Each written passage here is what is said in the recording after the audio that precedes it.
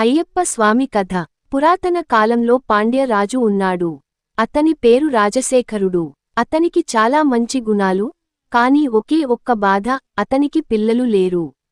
ప్రతిరోజూ దేవాలయాలకు వెళ్లి భగవంతుడిని కోరుకునేవాడు. దేవుడా, నాకు ఒక మంచి బిడ్డ ఇవ్వాలి అని. ఒక రోజు అడవిలోకి పోయిన రాజు, తీరా అక్కడ ఒక చిన్న పసిబిడ్డను కనుగొన్నాడు. బిడ్డ చాలా ముద్దు, బంగారు వెలుగులాగా మెరిసేది. రాజు ఆశ్చర్యపోయాడు. అప్పుడే ఆకాశంలో నుంచి ఒక స్వరం వినిపించింది. ఈ బిడ్డ అయ్యప్ప, నీకు ఈ రాజ్యానికి రక్షకుడు అవుతాడు. నువ్వు దీన్ని తీసుకెళ్లి ప్రేమగా పెంచు.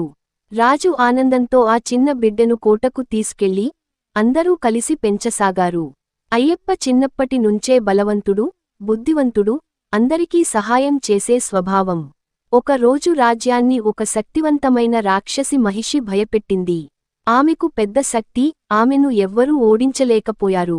అందరూ అయ్యప్ప ఆశ్రయించారు. అయ్యప్ప ధైర్యంగా అడవికి వెళ్లి మహిషిని ఎదుర్కొన్నాడు. మహిషి రూపం మార్చుకుంటూ, గర్జిస్తూ దాడి చేసింది. కాని అయ్యప్ప స్వామి దైవశక్తితో ఆమెను జయించాడు. ఈ విజయం తర్వాత అయ్యప్ప స్వామి అందరికీ చెప్పాడు, నాకు ఒక ఆలయం నిర్మించాలి. అక్కడే నేను భక్తులకు దర్శనమిస్తాను.